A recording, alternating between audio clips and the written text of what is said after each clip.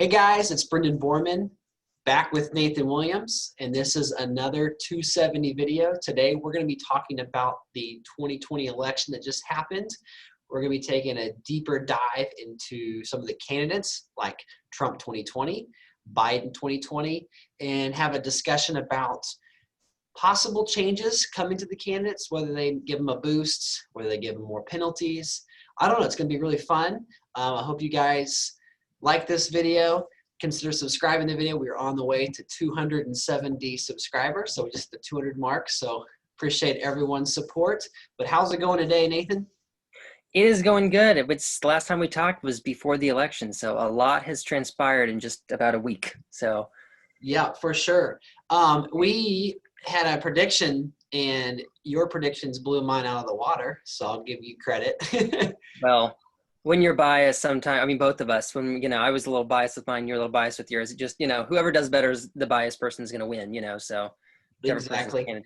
But it was a lot closer. It was a lot closer than a lot of people thought, and they're still counting. So I as someone who gambled on the election, I actually had both sides, so I couldn't lose. It was a really roller coaster. I don't know if you followed that at all or not, but at one point, Biden was a favorite coming into it, and then Trump was a favorite, and then it's swung back to Biden. But if you were able to take advantage of the markets, you could put money on both sides at plus odds and basically guarantee a profit, which was really cool. Yeah, I was the only one I follow, and I know you don't use them because we talked about it last time. I think maybe before, maybe it was during the video, but Predicted is really the only one I kind of looked at just to kind of see.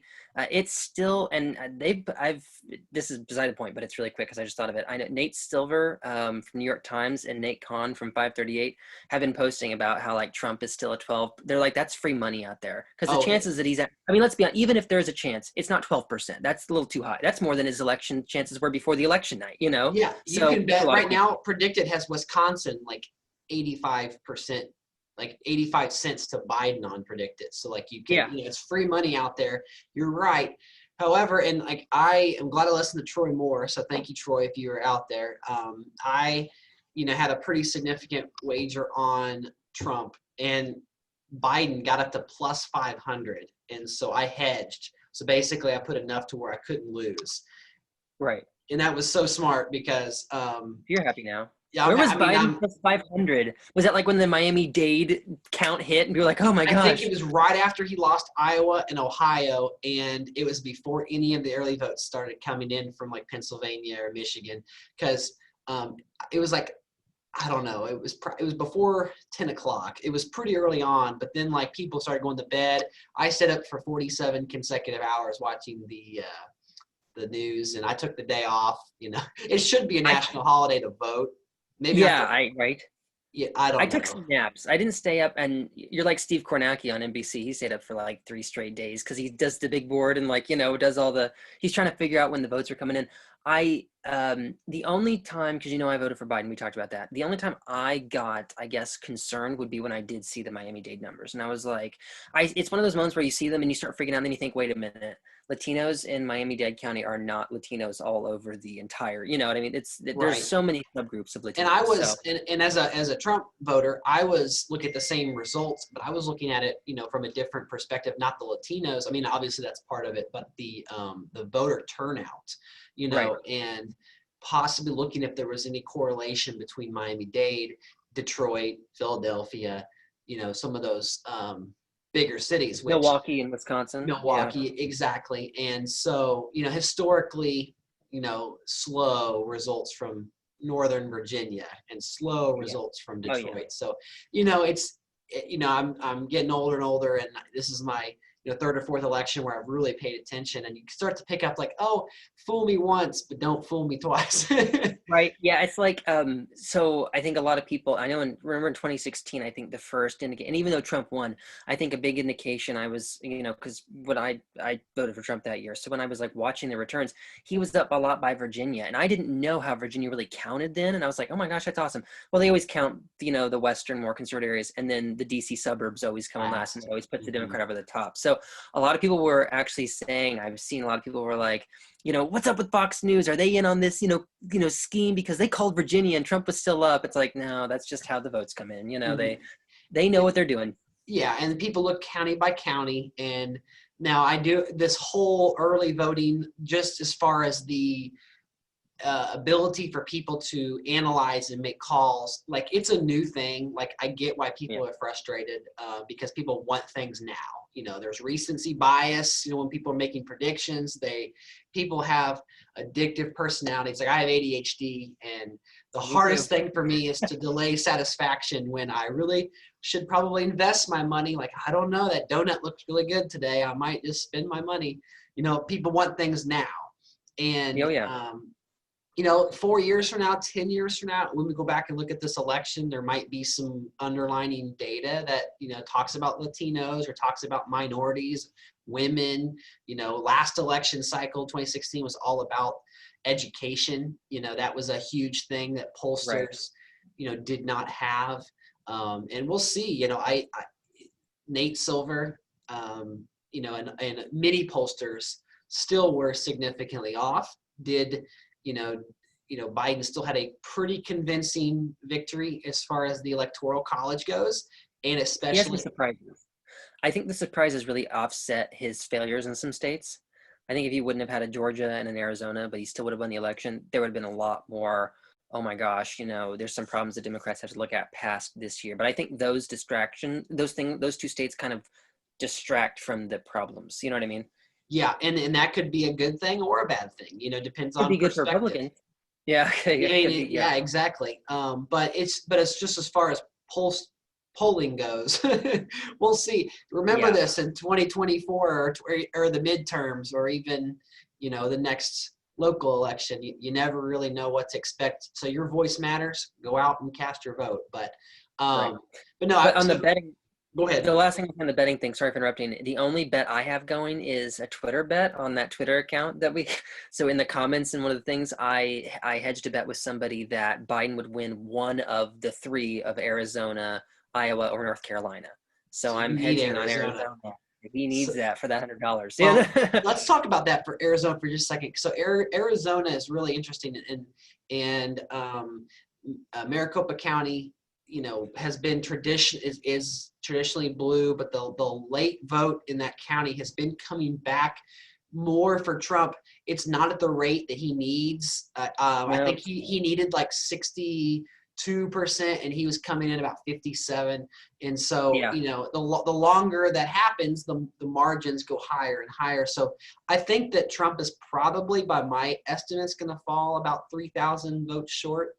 Maybe 5,000. It depends on, absentee ballots and military ballots, that thing. But no, Arizona is definitely purple.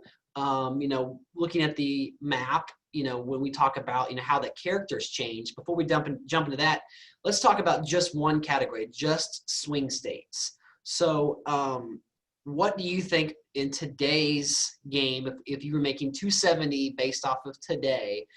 And maybe the last few election cycles, what swing states would you have as swing in the game? So I definitely add Georgia. I think that's the first. Georgia and Michigan, I think, are the two obvious additions. So of the Rust Belt states, you already have, Pennsylvania, Ohio, and Wisconsin.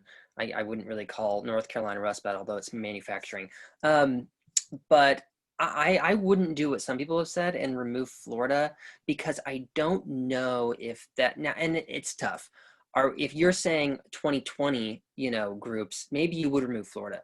But the big question is, will other Republicans be able to have the same kind of Cuban American turnout that Trump did? You know what I mean? They might push the same message, but are they going to be able to deliver it the same way? You know what I mean? So I don't know if I'd pull Florida out quite yet, considering it's the biggest chunk. I don't think one election cycle can just remove it from swing states. And let's say in 2024, the Democrats run a Cuban American, that would definitely change the whole scope, so I wouldn't leave Florida though. I would definitely pull out Ohio though. I don't think any Democrat's going to get close to Ohio in a long time. It's going to be a while. So I would definitely pull out Ohio. I would not make that a swing state. I think as far as the balance goes, as far as the game, like if you go with the mindset of you're going to add a Michigan, which costs 45,000, that's a good offset, like a 50 for Ohio. And You were also mentioning Georgia. It's not a perfect science, but Virginia is a state that I think might work well. African American Old South, where it's probably more likely that Georgia could flip either way versus a Right. Virginia. And I think Virginia having 3 bonuses instead of 4 would be fine. I know the high tech, the Old South, and African American instead of swing states in there as well. So I think that would be a good switch for, Georgia, even though it's there, but it's about what, 12, 15,000 off the difference. The Mm-hmm. problem, and that's the problem to your point. If you pull Florida, what do you replace it with? You're just going to have to kind of come up with some things. I don't think Colorado's a swing state anymore. I don't think New Mexico really is. I don't think, I mean, when's the last time a Republican has won? Just because the final vote total is close doesn't mean, so for example, Biden only won Delaware by like, I think 70 or 80,000 votes. Does that mean it's a swing state? I don't New think that's Hampshire. good. New Hampshire to me, it is the most winnable state in the Northeast for a Republican, Oh, but for sure. Yeah. but that doesn't mean it's a swing. That doesn't make it a swing state. Now, I would probably argue that New Hampshire is more of a swing state than Colorado, but that's not really saying much. I would agree with you. I would agree that New Hampshire is more of a swing state than Colorado, or maybe they could switch, take Colorado, Nevada out, and New Mexico and put Nevada in there. You know what I mean? The Yeah, problem is this screws up the math. Like, I hope they give us an right. option to go with the 2016 map if they do that, because this map is ingrained in our skulls by now. You know what I mean? Right. And again, there's not a perfect science to it. We're just talking like hypotheticals. Right. And like another thing that they could do that I've seen in the lounge, and I think it's interesting, is the congressional districts in Maine and Nebraska. Like you could actually, Right. add that as more. I mean, you have District of Columbia, which, isn't a state, but obviously they have electoral votes. You Not could, yet. And Joe Biden. No. yeah, but I mean, but you could, you could definitely incorporate that, in the game, and maybe you make those part of the swing. I don't know. And I think a lot of Old South, and I'd use the same strategy. A lot of Old South first people would hate this, but I really think they should add Tennessee to Old South, and now you can't get it in 2 turns. You'd need 3, just Yeah, like every other group. that would So, that would make it. and That I would find make, it interesting. that would definitely change the I just game find it dynamics quite a bit. It would. The reason I find it interesting is Old South is like 50,000. I mean, that's like that's like an ag bonus or an export driven bonus, and those take a while. I don't understand why. I don't know if they did that on purpose. I mean, I'm sure they did, but I don't know what the thinking was behind that of making that achievable in 2 turns. Maybe since because we talked about before we started this video, it seems like on state group bonuses, Democrats kind of get an advantage. Maybe that's why they did it. It's kind of Republicans kind of to equal it out, since most of them have an Old South bonus. I don't know. Maybe that's something we can ask Alex during the next town hall, or Yeah. talking about who are the people who actually assign these bonuses. Who comes up with the 20%, 10%. Those are interesting questions for sure. Who gives Amy Coney Barrett a 20% progressive donor bonus? I don't know. I'm sorry, I had to slip it in there.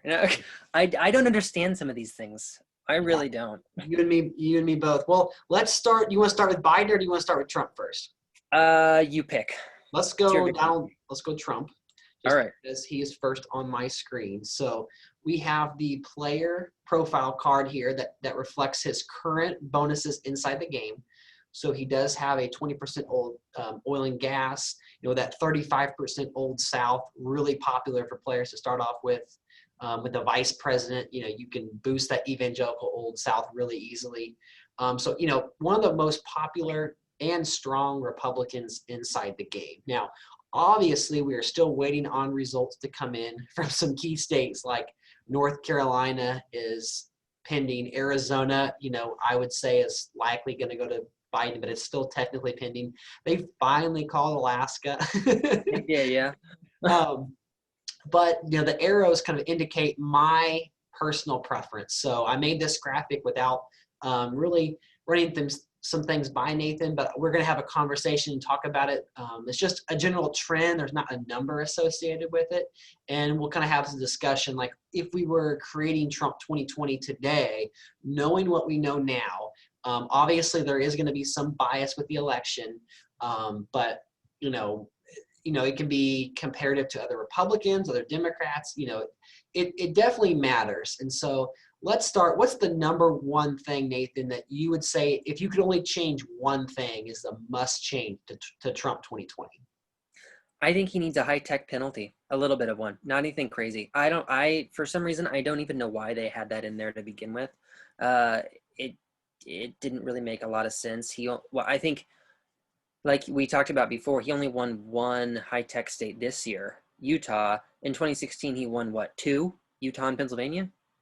He won Michigan. Michigan as well, so three. So yeah, not really. I mean, So definitely not enough to get you the bonus. So no, I don't know why that was in there to begin with, to be and honest. that conversation is gonna come up a lot. So not enough to get the bonus. However, do you judge candidates equally based on that standard, or do you consider some bonuses a Republican bonus and some bonuses a Democratic bonus? Because to me, high tech is a Democratic bonus, and I'm not arguing against you. I'm just talking out loud where Right. the threshold, to give a Republican a bonus might be a little bit less than a Democrat.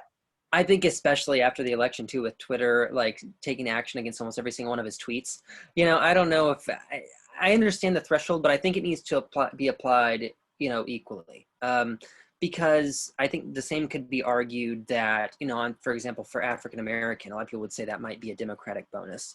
But you have Republicans that have, 50%. I mean, well, one, Abraham Lincoln, that has a 50%, but you do have other Republicans who are actually African Americans, not saying that should give them an automatic bonus, but they have a, like a 25% bonus. So maybe that does play in a little bit to your argument that it is I guess a Republican or Democrat bonus. It's unfortunate if they look at the game that way. I don't really think that's how it should be measured. But I definitely think with Trump's constant, I won't say attacks because that's a little harsh. His constant, I guess, admonishment of big tech, and the fact that he only got one state this last election. Yeah, I mean, I'm not saying like a ridiculous penalty. And Yeah, I think, I'm not disagreeing with you. I personally would have it -10 overall. yeah, I was gonna say -10 or -15. So a 20 swing negatively. And that also was one of my biggest takeaways right off the bat, where that was an obvious change. I do have some other negatives here. So we have manufacturing. That is a slight negative. So obviously in the game, he still earns the manufacturing bonus with Texas, with Ohio, with Indiana and Kentucky. And so, he would still get a bonus. I'm fine with 20. That's pretty standard. As Mhm. a person who actually did win the office and in last time maybe overachieved in Michigan and Pennsylvania, has that potential. So I think 20% is fair. I'll let you kind of talk about the Old South a little bit, but obviously 35% is a high number. That's like probably, That's Andrew Jackson number right there. yeah, that's like going to win every state, like in the Old South, but maybe Maryland or maybe Virginia, but like has a chance to win, both. And Right. that didn't happen. He No, did. we talked about this. We said that Joe Biden actually was one state away from winning the Old South. So, uh, but this is where it becomes an issue, and I think that having one consistent standard on these kinds of things is extremely hard, because is it based on who he's going against, or is it based on who his policies will appeal to? And I don't think anybody would argue that Donald Trump's policies do not appeal to the Old South. I mean, I think they definitely do. Maybe like, maybe like 27.5%. No, I mean, maybe like 30 or 25. I mean, but you don't want a huge cut though either, because he does still have heavy appeal in the South. I mean, for example, we're talking about the Old South. I think that is literally the only part of the country where Joe Biden did not improve on when it comes to Arkansas and Mississippi. Because last time he ran against Hillary, she's from Arkansas. Well, she was, the second, I guess the first governor of Arkansas, whatever they call it there, the governor's wife. That's where Trump did much better than Biden this time. Now, of course, in Georgia, the same can't be said. So I wouldn't cut it horribly. I mean, I would think maybe 30 or 25%. But yeah, I don't think, I don't think his appeal in the Old South is as strong as Andrew Jackson's was when, for it's hard to compare time periods, but you know what I mean? I don't think I'd put those on the same level. I just wouldn't. Yeah, for sure. And I had 30%. That was just my number, but I'm open. These are the conversations that I think are healthy, and He needs I could be persuaded. he definitely needs a 30% big conservative bonus. I don't know why it's 20%. I don't understand that. I mean, Amy Coney Barrett's 35%. Yeah. I don't. So I think 25 is fair. Um, I didn't add that to the list. I had a couple national groups, but no, there is a split, and It's weird. the establishment, and I don't know if that's the best way to kind of correlate big conservative to establishment, but that's kind of what I think of. And there are lots of Republicans, like typical, stereotypical Republicans who did not vote for Donald Trump. And Right. he did not have the financial support from those organizations the first time. This time, I honestly don't know as much, but to me, Right. that seemed like, if on a scale of Republicans, he's not getting the big corporate money that other candidates. So I don't mind the 20%. Evangelicals, I did look up some, how did Christian voters, and there were a little bit of a drop off with some Catholic voters, but Well, that's across just the because Biden board, is Catholic, probably. he maintained 98% of what he got last time Yeah. of his evangelical vote. So I think 35% is totally within reason. And then gun lobby, kind of going back to what you were talking about with the Old South, his ideologies, there wasn't really, this election wasn't about that, but Yeah. No. I think 25% is fair. Yeah. I think the thing on a big conservative, I would agree his support, but it didn't drop too hard. I mean, it didn't drop enough. I mean, he literally got the second most votes ever for any presidential candidate. So I don't think his support among conservatives is anything to sneeze at. But maybe it may make, he's definitely not the traditional conservative. He's definitely more populist and more protectionist when it comes to trade, which is why I don't understand he does not have an export penalty at all, which I find very weird at all. I think it should be like 10 or 15% because he's very, very um, I mean, he's very fair trade as opposed to free trade, and that's kind of, I think, export. If you look through the game, the big free trade candidates have nice export bonuses. So I think they tend to weigh that on, if you're for free trade, you get a bonus. If you're for fair trade and more protectionist policies and tariffs, you get a negative. But yeah, I don't know. I'll defer to you on that because I don't have the knowledge base, but I will say that if you look at some of the states that are export based, I mean, obviously Biden won the ones he was expected to, but Trump won Florida, he won Texas, he won Ohio. He didn't win Michigan and Pennsylvania this time, so maybe that goes into more of like your argument of why he should have a penalty. Obviously, didn't win Illinois, Louisiana he did win, but I don't. That's not enough. That's not enough. The bonus: Texas, Florida, Louisiana, and Ohio. I mean, No, with Biden getting California and New York, and Illinois, Michigan, Pennsylvania. I mean, he's got it. Washington and Oregon Oregon. and Washington. Yeah, Yeah. yeah, So I tend to agree with you there. However, two of the penalties that Trump 2020 does have are Latinos and African American. Now, I'm not suggesting that he should have a bonus, but I do have a positive arrow because I think that the 20% penalty for both might be a little bit harsh. I think that of the two, if you were going to give him a neutral bonus, I think I would lean toward possibly giving him a Latino, like a neutral, like not a positive, not a negative bonus in 2020. But for sure, I'd have a penalty in AA, and I probably like a 10% penalty would be a fair thing, which would still be a $90,000 bonus, which is, a good thing. I mean, yeah. It's not bad. 80,000 now currently, you'd still workable as a candidate, but Latino, and like you talked about earlier, there are different types of Hispanic voters all over the country, and a Florida voter might look different than a Colorado or New Mexico or other other Latino voters in Arizona right now. I mean, that's going to be the most interesting state to go back and do like a case study of and see, Right.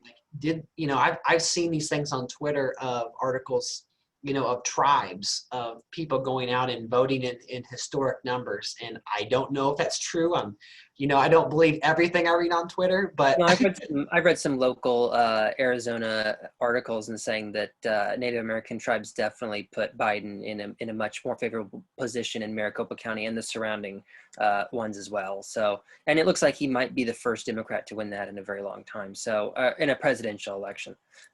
So yeah. yeah, and that's what's interesting is we talk about you look at Florida and you think, oh my gosh, Biden. I mean, Clinton won Miami-Dade by 30%, and Biden won it by 7. So you're gonna sit there at 6, 7 in that range.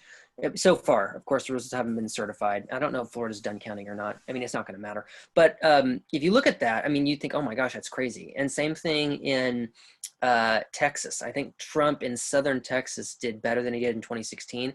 But then on the other side of it, if you look at Nevada, Biden got 2/3 of the Latino vote there, and if you look at Arizona, it looks like it might be the thing to put him over the top and win Maricopa County and the state. So Mhm. it's Which is the thing. I ironic mean, because of the McCain factor. But yeah, honestly, and I think Democrats are going to have to look at themselves in the mirror and really have a true message about the buzzword that is socialism or mhm, socialist, democratic. yeah, And I don't care. I personally, I'm more. I understand, like, you can have a conversation with someone and explain it, but there are people who have grown up or have escaped from countries or backgrounds that they want nothing to do with that. So just even the hint of that word is going to turn them off. oh And yeah, again, we'll see. There's the AOC Democrat, then there's the more Nancy Pelosi. And as a Republican, I'm gonna stay clear of that conversation. yeah. But I just I didn't mean to shake my head when AOC came up. Did I do that? Did I shake my head side to side and almost face palm? No, yeah, no. If they run someone like that, not that I have anything against her personally. It's not a personal attack. I don't think that is the bet. If you're really wanting to pull the Latino vote back, even though she does have a 40% bonus, right?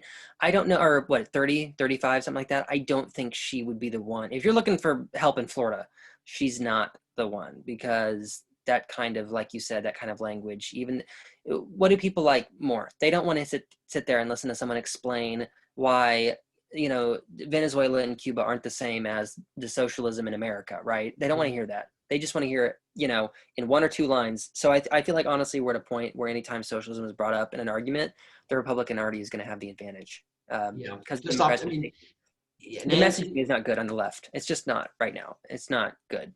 yeah. Being against Donald Trump only works for so long. After that, you kind of need a message as to why people should vote for you, as opposed to that, or aside Which from. I hope it gets more back to that. I was watching 2008, like McCain and Obama going back and forth on YouTube of their concession and victory speech and like debates where John McCain was like telling his supporters like no, Obama's a decent man.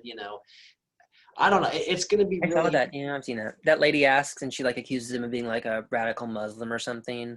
I mean, stuff that would not fly today. Like, Right. you Yeah. know. But we'll see. But no, I want to finish up on Donald Trump so we can get to Biden here. I did have a negative on the youth vote just because there weren't as many young people who were excited to vote for Trump this time, and they more gravitated toward. So I was just thinking instead of a 20% penalty, maybe 25, just to be fair. But Okay. I did add that the women's movement. I've seen like the whole women for Trump, women against Trump. I just thought it was fair to leave it at minus 25. That's already a pretty substantial penalty. And although he did lose the suburban kind of women and the suburban vote, there were a lot of going back to the minorities, the African American, Latino, a lot of women who did vote for Trump. So I think that's a fair to leave him there. Any last comments on Donald Trump? No, I think for the most part, I think we agree. I totally agree with your assessment on the African American and Latino thing. I think that's why I didn't really chime in too much when you were going over what you think should be done with those, because I think that's probably the spot where we can kind of 100% agree on. Awesome. Well, and I play as Donald Trump a lot more than I do as Biden. So I will definitely defer to you here as we talk about. Oh yeah, you see my vice president combos that we went over. I think I use Biden so much for my VP, but I also play with him as well. He's very versatile, very, very good if someone's chasing you and they're just kind of being annoying, even if you just go to another bonus, you know? Yep. And I will say that these graphics, excuse me, are also mine. So as far as the bonuses in African American, Old South, high tech, swing states, manufacturing, and then the neutrals and Latino export and ag. I'll give you a chance to talk about those for sure. I know the biggest thing, like more so than any of the bonuses, like if you look at Biden, he's a pretty neutral candidate, a balanced candidate. As far as like ways you can play as him. He has lots of different categories where he has a bonus. But he doesn't have that many penalties, just gun lobby, evangelical, and big conservative. However, the biggest thing I would add is a penalty to oil and gas, especially after his comments and his performance Texas wasn't going to go blue. Yeah, it could let's not judge him on that. Yeah, it could in the future. I will give Democrats and anyone who wants to say that's a possibility. Demographics change. But what do you think the penalty should be for oil and gas? I was thinking 10%. I don't think anything, insane or crazy. Because he did still win California. But again, is that really, he could, say that oil is the worst thing in the history of the world and he would still win California. He might actually get boosted in California from a comment like that. So I don't really know if that's something you should base it off of. And he did, let's see. He won For the record, Colorado. I think I'd have minus 20. Okay, so you'd really dock him down on that then. Yeah, but it's like the reverse conversation what we were having earlier. It's a Republican bonus. It is. And so for him to have a bonus there, which he does not, I don't think is he neutral? Yeah, he doesn't have a bonus there. He has he's nothing. neutral. I definitely think he should have a penalty. So if they had 10%, I'm not gonna complain, but if I was the one doing it, I would have it at 20. Maybe you're right, because actually before his fracking comments, I remember making a post literally on the 270 Lounge, and on theissues.org is a great place to go on if you ever want to see where a candidate is on the compass, and it talks about their stances on issues, and you can click it for individual quotes. I screenshotted some of Joe Biden's quotes about fracking and removing subsidies from the oil industry long before he ever said anything, the debate moment with Trump. And I actually argued, why does he not have a negative at all? So I was saying his negative at that time should be 10%. So maybe you're right. If he did that and I said 10% before the fracking comment, maybe it should knock him down another 5 or 10%. So, because I'm sure you wouldn't complain about 15, negative 15. That's right. Close to 20, Yeah. So. Well, those fives, those are, it's interesting because, some people have like 5% bonuses or -5, but then like 10, 15, that doesn't feel, it feels like it's like hedging a little bit. And yeah. I get it with people who have never been in office before, who have never run before, which is part of why, this character was made before Biden had ever run for anything. So they didn't have anything to base it off of. Right. At least with Trump, they had that back knowledge. So I don't mind them going very broad and giving him some flexibility as a candidate. But 10% African American, 10% Old South, that makes him a good candidate. But I think he's going to go up in both categories, or potentially could. What do you think? Oh yeah, no, I agree. I think so. I had his Africa. So I think we literally agreed on every single thing, because before you even showed me this, because actually I think this is the first time I've seen this one. I think you showed me Trump's before, but not this one. So I think we actually agreed on everything. I said my oil and gas penalty should be 10%, but as we talked it out, I agree with you there. Yeah, I put his African American at 25% instead of 10%. I don't really know why 10% seems very low to me to start with. He was Barack Obama's vice president, has a very good relationship, with Barack Obama even after he left office.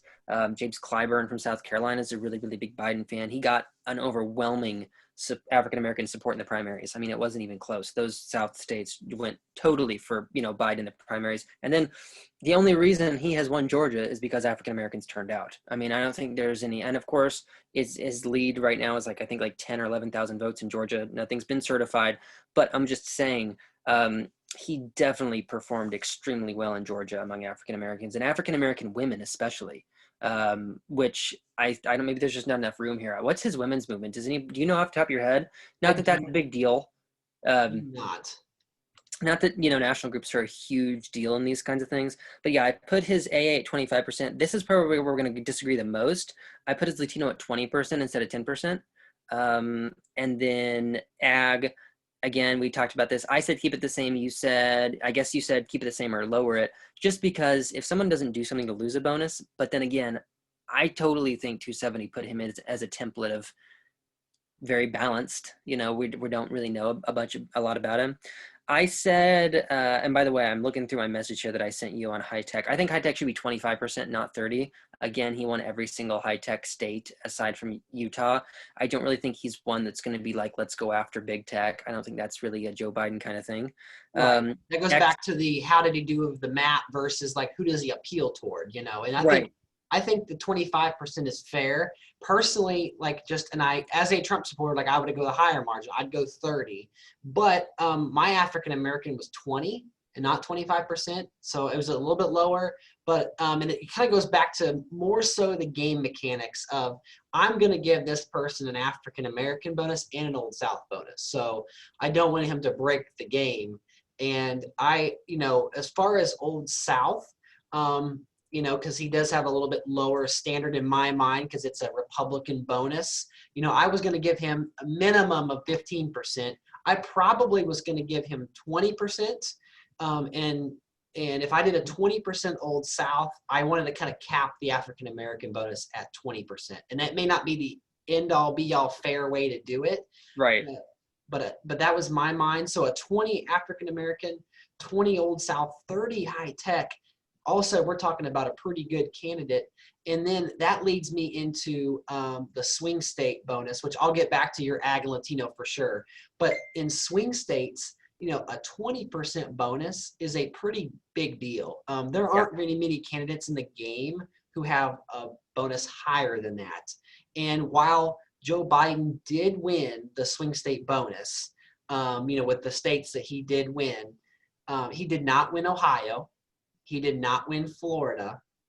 And, it just – and even the states that Trump did not win, like a Wisconsin, like a Pennsylvania, they were such small margins that I would argue not to decrease the swing state bonus, but maybe just leave it 20%. And I had the plus arrow because I think that if it does go up, I think 25 is absolutely fair. Well, but, it goes back to the balance of the candidate. If you're going to have, this side of Barack Obama or Michelle Obama, if you're going to have. Well, and that's what I was just going to say, too. Also on something you just said, I think Trump actually won the swing state bonus if he does end up winning North Carolina because he got Iowa, Ohio, North Carolina, and Florida. Okay.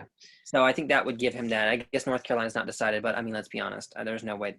There's not going to be enough votes to turn that for Biden. Yeah, and back to the African-American Old South thing, I was literally just going to say, I was like, if we're really worried about breaking the game, let's start with Barack Obama. I don't think our biggest concern needs to be giving Joe Biden a 25% or 15% in Old South. Obama's insane, especially with the vice president. It's just ridiculous. Right. Well, and that just goes back to a fundamental conversation of, just because one wrong doesn't make another wrong or another wrong right, or however that saying goes. I can't talk. But Tammy Duckworth and Larry Hogan have swing state bonuses, and they're not even from swing states. And Michelle Obama's never run for office and has a 20% swing state bonus. So, if we're judging off other candidates, if you win the presidency and we're judging it on other candidates, you should be a perfect candidate. Yeah, well, no, and I completely agree. I think that they're on a fundamental level, 270 needs to almost have a tiered system where they have presidents, Ronald Reagan, Barack Obama, Bill Clinton, even. Even if they aren't the. You've won 2 terms. I think there's a certain level, absolutely, a template to start off of. You know what I mean? and it doesn't have to be, a certain like aggregate of percentage points, maybe like a cap, like, and again, you were talking about earlier, just because someone is Black or African American doesn't mean they get a bonus. Right. You'd be hard pressed to find someone who doesn't have one, but the different level of that. But, when you're talking about breaking the game, or with a vice president even, you can get 70% bonuses. I think 50% would be a good cap of, of a standard candidate, and I think that's what I don't know anything higher than 50%, but There's not, without vice president, there's not a higher bonus at all of 50%. but maybe look at the like different like $100,000 bonuses, like high tech swing and AA, and maybe have a different tier, like a percentage. But in Old South, like even a 35% Old South bonus, that's not that much cash. Now, relative to the bonus, that's a lot, because it doesn't cost that much money to get those states. Right. But anyway, no, just to piggyback off of what you said with Latino, I know, and I'll let you talk about this, just because one candidate wins the bonus or one does well, doesn't mean we have to like penalize the other candidate. And Latino is the perfect example of that. Right. Yeah, and we saw that. I hope she doesn't mind getting name dropped. She's a really cool lady. Rebecca Gill in the lounge had a post. I don't think it was her pushing that narrative. I just think it was her post, and a lot of comments were going through, and a lot of people were pretty much saying that the reason Joe Biden should lose his Latino bonus, or why he should get knocked down, is because Trump did so well with Latinos in Florida. And I guess when you first look at that, you think, okay, that makes sense. But candidates in this game are not based on, John McCain's a perfect example. He did not do extremely well in swing states, but he's got a good swing state bonus, just because his ideas and his personality and his policies will resonate well in those states. And I think that's what it should be about. And yes, Joe Biden overwhelmingly, it's not even close. If you're playing a game of 270 and you put Joe Biden against Donald Trump and you give Joe Biden the Latino states, that he won, he wins it. It's not even close, the Latino bonus. But I think the overperformance in Maricopa County in Arizona, which will cause him to win that probably for the first time in a long time, I think since the 90s, that a Democrat has won that state at the presidential level. And then also his Latinos in Clark County in Nevada, 2/3 of them voted for Biden. That was fundamentally amazing support there. He did better among Latinos than Hillary in Colorado. So I think if he doesn't have that boost, I think he loses Nevada. Biden. I agree. I don't know on a scale like exact like numbers wise, but no, I agree with you. It was a 40,000 vote difference, and there's a lot of people in Nevada who, and Trump didn't visit Nevada one time. That was a state where there were people who are tired of the lockdown. They have a lot of entertainment, a lot of businesses. Oh yeah. So his message definitely resonated with Latinos in Nevada, and that definitely helped him. I do want to say that, just kind of tying up Joe Biden here, that in an actual game of 270, Joe Biden would have won these bonuses really early on, because he had New York and he had California, and he had Illinois and Arizona, or another Latino state. So he had Latino bonus. Yeah. And he had high tech. And some of the bonuses that Trump was working on, the swing state bonus, the Old South bonus, those states never really got called. So if they were actually duking it out, right.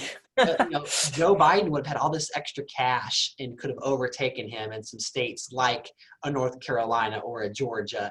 And so that would have been really interesting to see. If they implemented any of the changes that we are talking about, and we haven't even gotten to export manufacturing and swing really, and Duggan, he would be a very powerful candidate. And that's without a vice president. If you add like an Andrew Yang to boost his high-tech swing state and export, he's going to have some bonuses in the 30s and 40s probably. With a good vice president. It's going to be, and more people voted for Joe Biden than any other president in U.S. history. So I don't think he is going to go, I don't think he's going to go down as the greatest president. I voted for him, and I agree with you. So that's not a bias. Well, we will see. He hasn't even been in office a day yet. That's true. But hope he makes it. As a Trump supporter, and I just am saying this, openly. I hope that Biden does. I'm a Republican. but I hope that as Americans, we can all get behind our president. Right. Just like, I was calling for Democrats to get behind Trump when he was elected. So anyway, that's Joe Biden. Are there any other final comments you would make about Joe? No, I just think he's such a good candidate overall already. I mean, like I said, any sort of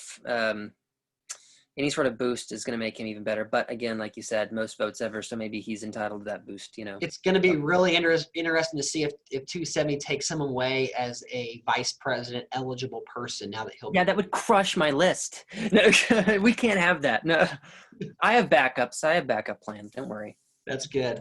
Well, just a couple other things here. We'll go through these kind of rapid fire here. So just a few more minutes. Vice president candidates, they're not probably going to change in the game at all unless they potentially run for office someday. Do you see either of these candidates making a run in 2024? Probably most likely would be Kamala Harris. I don't know if Mike Pence is going to want to. We know that there'll be a wide open Republican field, and it really honestly just depends on Joe Biden's health. I mean, if he's doing well and he wants to run, I don't think the Democrats are going to try to, force him out and be like, no, you can't. You know what I mean? I think if he goes 4 years, does okay, tries to bring people together, I don't think they're going to say no. And I think if they did say no and he ran, he'd still win. I think he'd be the overwhelming favorite among Democrats. I think Kamala Harris, I did not notice that she had a 50% penalty in all of those conservative groups. I did not notice that until now. That is crazy. I think that's meanwhile, Mike Pence.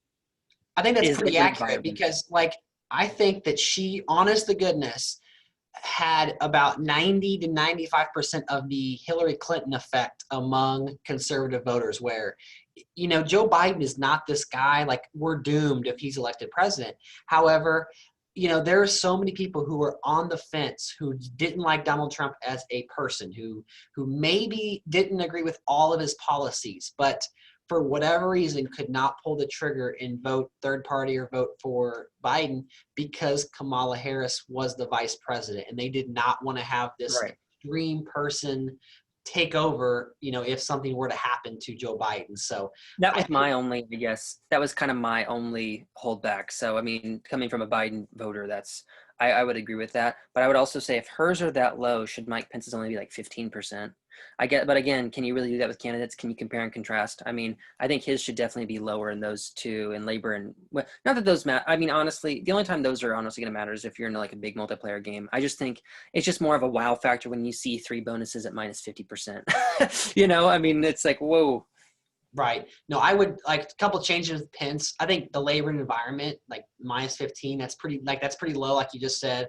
Women's movement, whatever. But evangelical, I think he might even be a 35%er. He has a 30% bonus. With Kamala Harris, we talked about the national groups. Nothing's really standing out with her. Obviously, Joe Biden, I mean, they're a team, and he did really well in the high tech. He did really good in some of these states. I don't think she should have a swing state bonus, especially with what we were just talking about. Yeah, maybe a neutral vote, Right. Yeah. Yeah, no, that's absolutely fair. And her oil is only minus 10. So maybe if we're, comparing Joe Biden to Harris, going back to, if we're going to make Biden have a penalty bonus and maybe just use Harris minus 10 like you were saying. So yeah, definitely interesting to see. Let's look here. So there were a couple other candidates who did run. So let's look at the Democrats first. Obviously, Stacey Abrams is going to be on the top of the list for the potential Joe Biden cabinet, of whatever she wants to possibly do. She single-handedly was a force to be reckoned with in Georgia and only has a 10% Old South bonus. Again, going back to that being a Republican bonus, it depends on what you set that threshold as. And, I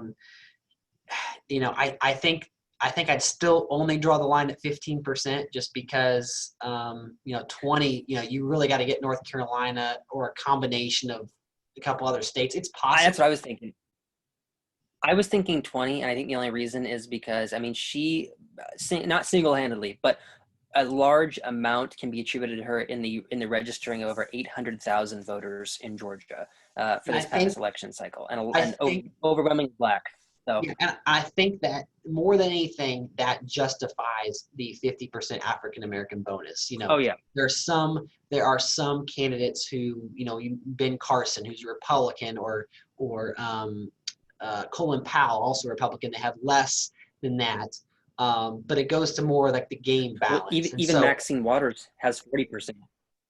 yeah, so I definitely think 50 is, we're talking like Michelle Obama, Barack Obama levels. I think that's warranted. Um, as far as everything else is concerned, the swing state bonus being minus 15, I don't know if I'd have that. I think I'd probably leave that neutral. That would make her Yeah, especially if we're making Georgia a swing state. Georgia, North Carolina, Arizona, and Michigan, if Michigan. Michigan becomes a swing state. So again, you would want to, um, ask these questions, but I'm leaning toward that being a neutral bonus. I agree. Yep. And then I don't know how to say her She has a first lot name. to look at. Ilhan Omar. Yeah, Ilan. Okay, Ilan Omar. Yeah. Yeah. And I don't know much. I just saw that she was reelected. And as someone who I try to play with as many candidates as possible, I definitely wanted to give her some screen time that she deserves. So very neutral candidate. Her penalties are also quite severe, especially in the national groups. She does also have a minus 15 swing states bonus. This is the type of candidate who I agree probably should have a minus 15. I agree as well. I think, yeah, and I think Old South penalty should be a little bit higher. I know Kamala's is 20%. I think maybe Ag could be a little bit lower. High tech makes sense because she very often rails against big tech. She's kind of in that Elizabeth Warren kind of progressive against big tech kind of thing. I think that's a big place for progressives and conservatives can agree, is that big tech has kind of gotten out of control. And oil and gas makes sense. I would maybe put her African American bonus maybe at 25% and bump Latino at 15. Maybe some incremental 5% boosts in her bonuses here to offset some of that loss. And yeah, swings having it. I mean, let's be honest. And I know people in the lounge, top players that kind of go with this strategy. If someone has a negative swing state bonus, they won't touch them.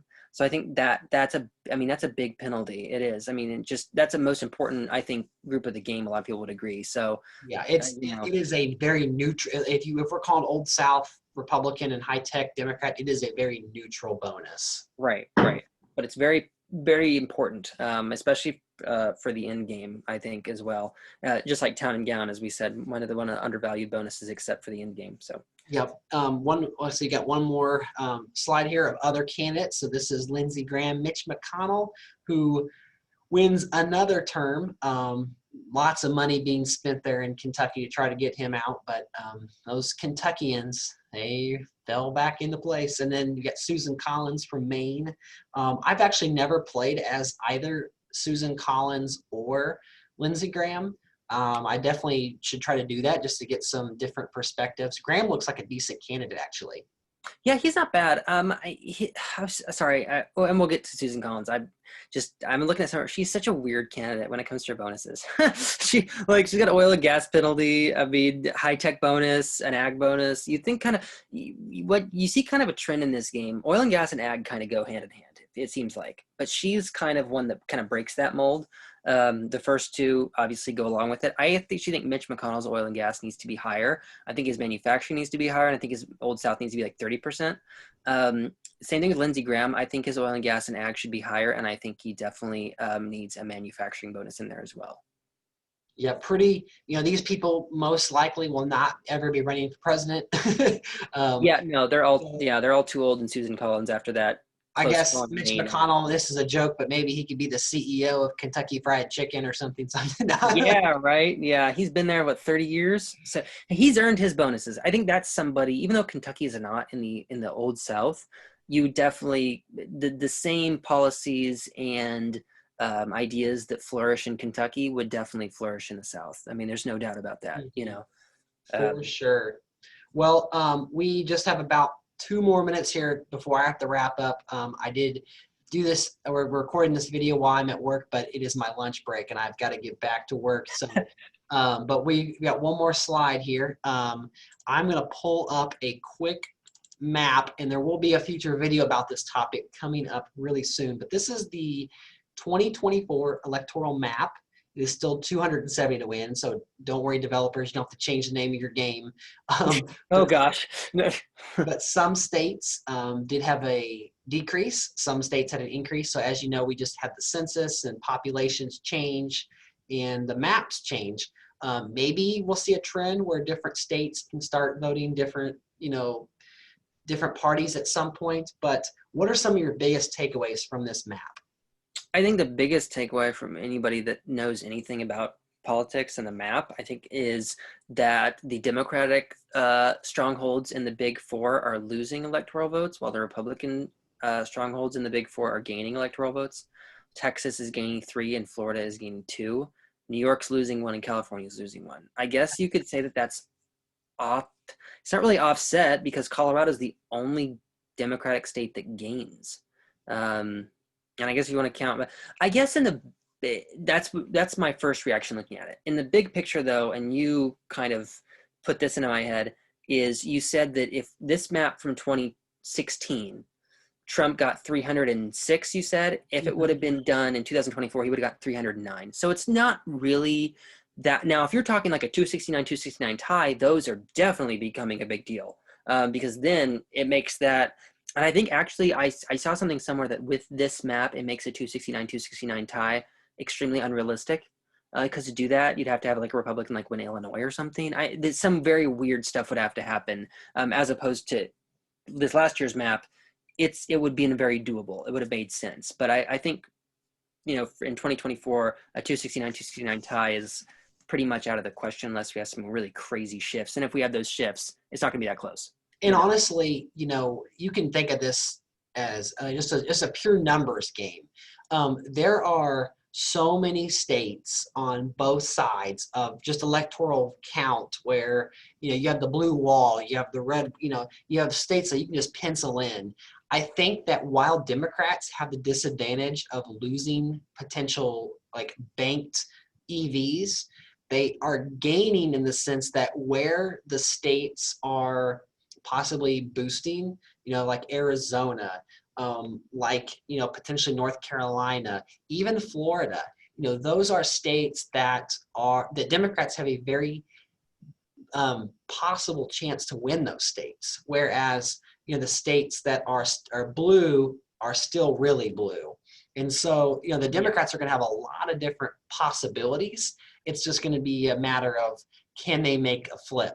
And they did show in 2020 that Georgia flipped, Arizona, those are states that, 4 or 8 years ago, Republicans would have, I don't want to say they would have laughed, but, they had to go, oh. I think they would have laughed.